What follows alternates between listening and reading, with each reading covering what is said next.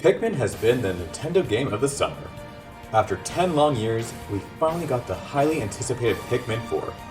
But fans were also surprised with the release of HD versions of Pikmin 1 and 2 on the Switch, only just a month prior to Pikmin 4's release. It's like the Pikmin series was some dormant creature that decided to wake up after 10 years to show its true power, and I'm here for it. So much that all I played the last couple of months is Pikmin 1 and 2, and of course Pikmin 4. Fuck my drag, right? So, to honor the series, I wanted to make a video going over the hardest part of each Pikmin game, including Pikmin 3, which I do try to forget exists. And disclaimer, these are what I feel are the hardest parts of each game. Don't come for me if you think any of the parts I discuss aren't the hardest, or if you think they are easy. These are just my opinions. So, with that, let's start with the game that kicked off the series, Pikmin 1, or simply known as just Pikmin. To anyone who has only played Pikmin 4, the Smoky Frog, a disgusting, poisonous creature that dramatically breaks out of an egg and gets its own cutscene, was first introduced in Pikmin 1. Shit, there's a chance you played Pikmin 1 and didn't even know the Smoky Frog was in the game.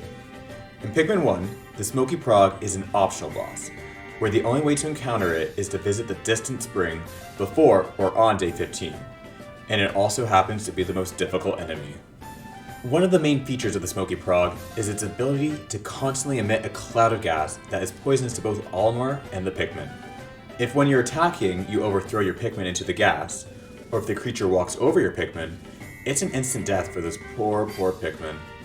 This, in addition to the Smoky Frog's incredibly high defense, it has 6,000 hit points, making the creature very difficult and time-consuming to defeat. And unlike Pikmin 4, where you have an arsenal of items and weapons, Purple and Ice Pikmin, and Ochi to keep all your Pikmin together to make the fight against the creature only somewhat challenging, all you have in Pikmin 1 is the red, yellow, and blue Pikmin. Now, you can just swarm the unopened egg with a large number of Pikmin to easily defeat the creature, but to me that's not really battling the Smoky Frog, that's just battling the egg. Plus, if you only defeat the egg, it won't leave a golden pearl behind, whereas if you defeat the Smoky Frog, it will, which when carried to an onion, will produce 100 Pikmin seeds.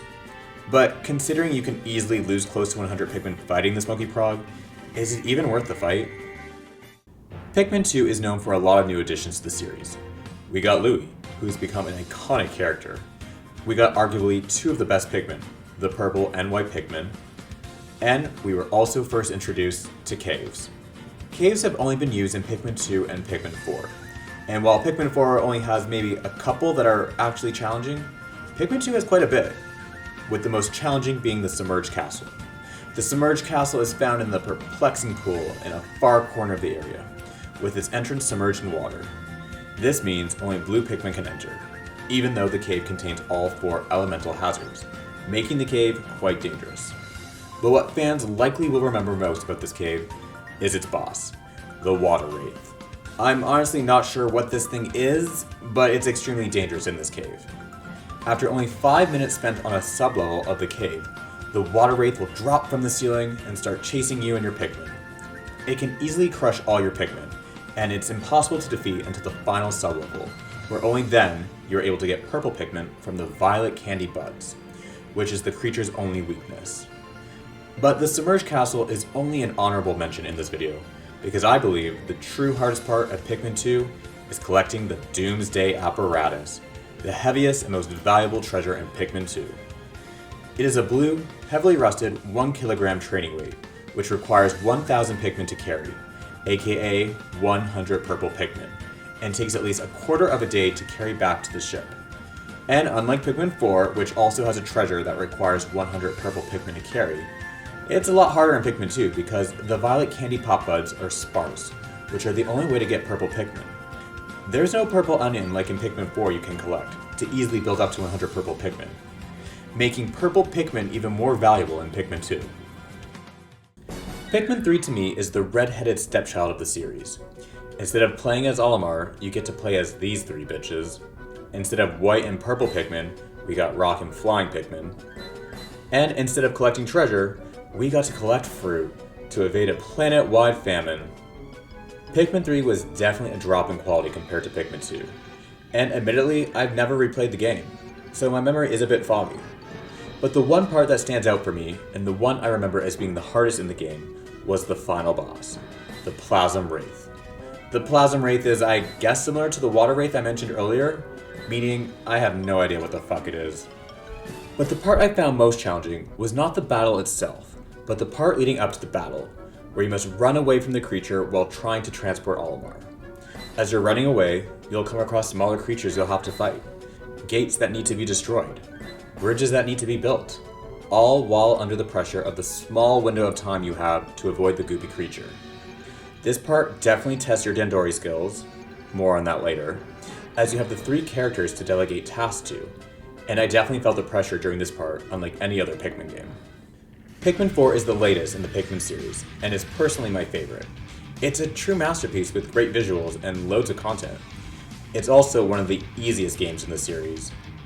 I won't get into too much detail as to why Pikmin 4 is easy, as I already did that in a video we posted some weeks ago, which you can watch after this video if you'd like. But with additions like Ochi and its Super Rush, Ice Pikmin freezing enemies, and the loads of items you can buy, it's not hard to see why fans think the game is too easy. That said, there are some challenging moments in the game. As an honorable mention, I will say collecting the purple onion is one of those challenging moments and most time consuming. The purple onion is hidden away at the very end of the secret Dandori challenge cave. You know Dandori, right? The ability to organize tasks strategically and working effectively to execute plans. It's a way of life, not only in the Pikmin series, and especially Pikmin 4, but in real life as well. Thanks for the lesson, Pikmin. The Dandori Challenge Cave, as you might guess, is filled with Dandori challenges. 10 to be exact, and they are the most challenging in the game. And so to get the purple onion, you must beat all 10 of these challenges. And just to get access to the cave, you must beat the main story missions and reach the first set of credits, which will unlock Captain Oliver's shipwrecked tail, which you then must complete to unlock the Dandori Challenge Cave. That part itself isn't very challenging, but the whole beating what feels like 2 games and then beating the Dandori Challenge Cave to reach the purple onion is definitely a challenge. But the most challenging part of Pikmin 4 is less complicated than that, and it takes place in the Cavern for a King cave on sub-level 5, where you must fight 3 big-ass Emperor Bulbaxes. Now, fighting 1 Emperor Bulbax isn't that difficult, but once you wake up 1 Emperor Bulbax here, it will roar as soon as possible, waking up the other 2 beasts and scattering your Pikmin in a frenzy. It also doesn't help that the battle arena is quite small, considering there's 3 giant beasts roaring and jumping around. This is probably the sub-level I had to not only rewind time the most, but use the most of my items, and it was finally the first challenge I was looking for in Pikmin 4. That said, I do recognize that the sub-level is actually quite easy if you just use purple Pikmin and take them out one by one. But for some reason, I struggled the first time I played this sub-level.